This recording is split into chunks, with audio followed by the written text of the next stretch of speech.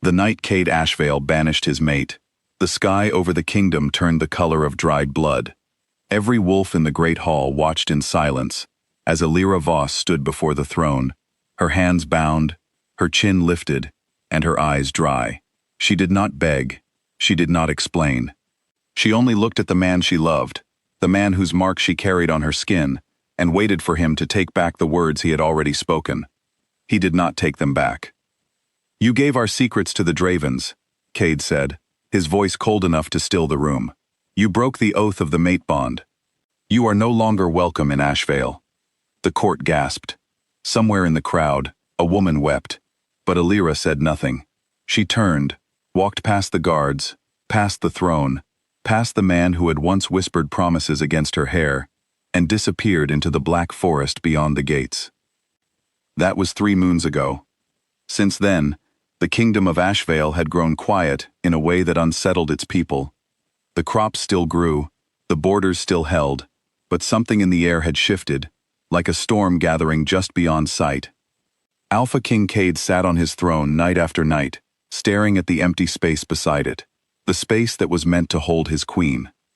He told himself he did not miss her. He told himself the evidence had been clear, torn letters bearing her handwriting, found in the hands of a Draven scout, describing troop movements only she could have known. He told himself banishment was mercy, that a lesser king would have ordered far worse for treason against the crown.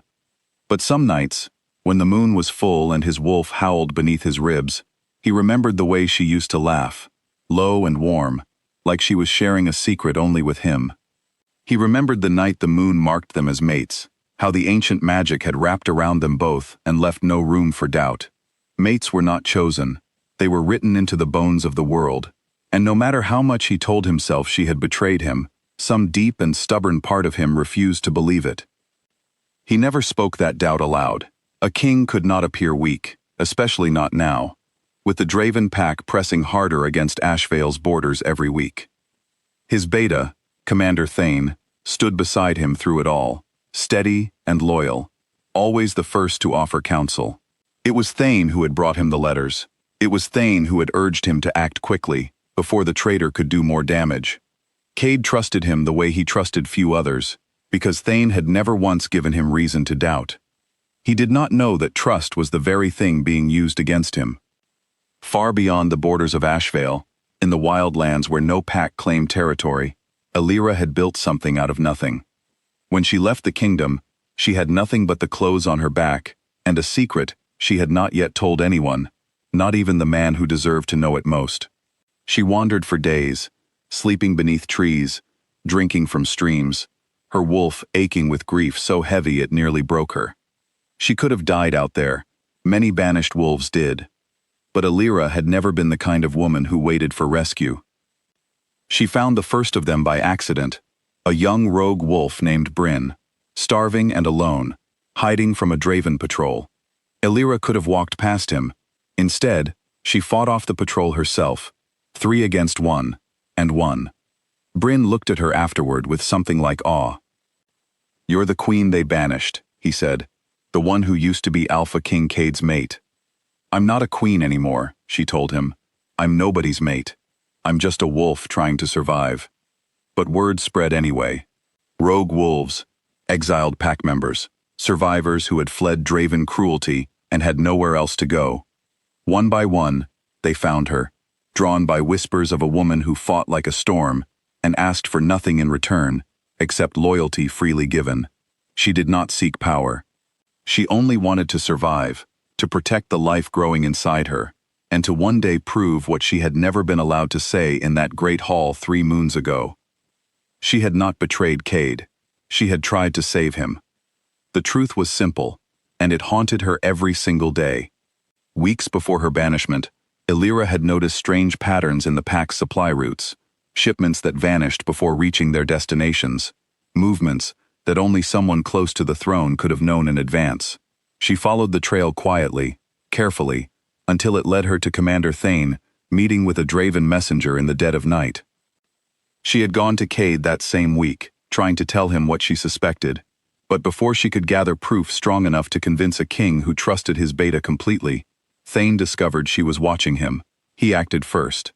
He forged letters in her handwriting, planted evidence with a captured Draven scout, and made certain the king's fury would fall on her before she could speak a single word of truth.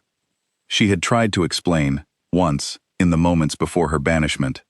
Cade had not let her finish a sentence. So she stopped trying.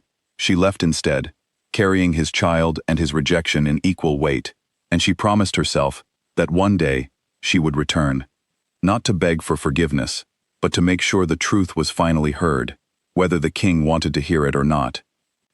3 moons passed. Her small group of rogues grew into something larger, something that resembled an army built from broken pieces the world had thrown away. They trained together. They hunted together. They protected each other with a fierceness that came only from people who had nothing left to lose. And through it all, Illyra grew heavier with child, stronger in body, and steadier in her resolve. She named her daughter Sora, after the old word for starlight, because the little girl had been the only light in Illyra's darkest nights. It was Bryn who first brought her the news that changed everything. "The Dravens are planning something big," he said one evening, kneeling by her fire. "A full attack on Ashvale's northern wall, within the week." Illyra's wolf went still. Whatever she felt for Cade now, anger, grief, the ache of a bond never fully broken, she could not stand by and let Ashvale fall, not while Thane still sat at the king's side pretending loyalty. If the Dravens broke through, Thane would have exactly the chaos he needed to finish what he started. She gathered her people that night. "We're not attacking Ashvale," she told them. "We're going to stop what's coming for it. But to do that, we need to get inside those walls first, and the king is not going to open his gates for me without a reason." "Then we give him one," Bryn said. "We make him listen." 3 nights later, under a moon just past full, Illyra led her wolves out of the wildlands and toward the kingdom that had cast her out. The watchtowers of Ashvale spotted movement in the trees just after midnight. Guards sounded the alarm, certain the long-feared Draven assault had finally come. Cade was pulled from his chambers, wolf already rising beneath his skin, ready to defend his kingdom the only way he knew how. But when he reached the wall and looked out over the tree line, what he saw stopped him cold. It was not the Draven pack advancing through the mist. It was Illyra, standing at the front of a formation of wolves he did not recognize, her posture straighter and more commanding than he had ever seen it. Beside her, wrapped carefully in cloth and held against her chest, was a small bundle that could only be a child. His child. "Open the gates," Illyra called out, her voice carrying clearly through the cold air. "The Dravens are coming for your northern wall within the hour. I did not come to fight you, Cade. I came to make sure you're still standing when the real enemy arrives." The court erupted into confusion. Guards looked to their king for orders, uncertain whether the woman before them was an enemy or something far more complicated. Cade stared down at her, his heart pounding with a mixture of fury, disbelief, and something softer and far more dangerous, hope. "Why should I believe you?" he called back, though his voice lacked its usual iron. "Because I have spent 3 moons proving I don't need your kingdom to survive," Illyra answered. "And because the man who betrayed you is standing right beside you, and he is the one who sent me away so no one would question him." Beside Cade, Commander Thane went very still. It was that stillness, that flicker of guilt crossing a face that had never once looked guilty before, that made Cade's blood run cold. He had spent 3 moons trusting Thane's every word. He had spent 3 moons refusing to question the evidence against his own mate, and in that single moment, watching Thane's composure crack, he understood with sickening clarity that he had banished the one person who had never lied to him at all. "Open the gates," Cade said quietly. Then louder, so the whole wall could hear him. "Open the gates." Illyra walked through them with her army at her back and her daughter in her arms, and the kingdom that had once cast her out watched in stunned silence as their king descended from the wall to meet her. There was no time for a long reunion.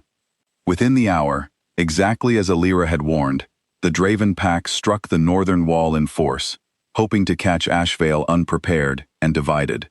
Instead, they found a kingdom's guard reinforced by rogue wolves who fought with the desperate strength of people who had already survived far worse than war. Thane tried to slip away in the chaos, hoping to vanish before the truth caught up with him.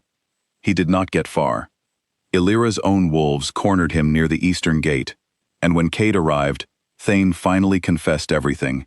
The forged letters, the meetings with Draven scouts, the careful lies built to protect himself at Illyra's expense. The battle ended before dawn, the Dravens driven back by a wall they had expected to find weak, and instead found strong. But the greater reckoning happened afterward, in the same great hall where Illyra had once stood accused. This time, Cade was the one who knelt. "I did not listen," he said, his voice raw in front of the entire court. "I let my fear speak louder than my trust in you, and I banished the only person who ever told me the truth. I cannot undo what I did to you. I can only ask if there is still a place for me to earn it back." Illyra looked at him for a long moment, her daughter asleep against her shoulder, 3 moons of grief and strength written into every line of her face. "I didn't come back to be forgiven quickly," she said. "I came back because this kingdom deserved the truth, and because our daughter deserves to grow up somewhere safe. If you want to earn a place beside us, you will start by giving my people a home here, the same people who kept me alive when you turned me away." Cade agreed without hesitation. In the weeks that followed, the rogue wolves who had once had nowhere to belong were welcomed into Ashvale, not as outsiders, but as protectors who had proven their loyalty when it mattered most. Bryn was given a place among the king's guard. The kingdom slowly began to heal, its people watching with quiet wonder as their exiled queen returned not as a victim, but as a leader who had built her own strength from nothing. Code did not expect forgiveness to come easily, and Illyra did not offer it easily, but every day, in small ways, he worked to earn back what his fear had cost them both. He listened when she spoke. He questioned instead of assumed. He let her lead beside him instead of simply standing behind him. Sora grew up hearing the story of her mother, the wolf who was cast out under a blood-red sky and returned 3 moons later, not broken, but unbreakable. And though the kingdom never forgot how close it had come to losing everything, it also never forgot the queen who had saved it anyway. Some bonds, once broken, could never be fully repaired, but this one, forged in fire and tested by betrayal, found a way to become something new. Not the same love it had been before, something stronger, built by 2 people who finally understood that trust, once lost, had to be earned again, one honest day at a time. And under the light of a calm and steady moon, Ashvale finally found its peace.